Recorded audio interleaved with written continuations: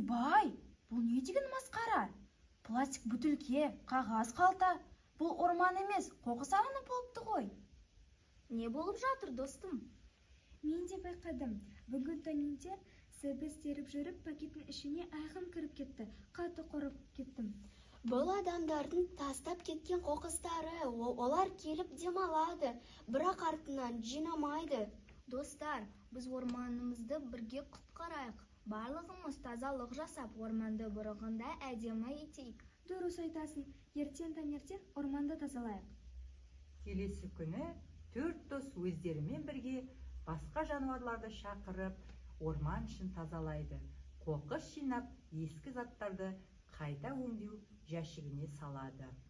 Қараңдаршы, орман қандай таза, тыныс алу да жеңіл. Әрқашан таза ұстау үшін бәрімізге үлгі болу керек. Мен енді бәрін бақылап жүремін. Кімде-кім қоқыс тастаса, бірден ескерту жасаймын. Табиғатты қорғайық, достар. Таза орман, бақытты орман.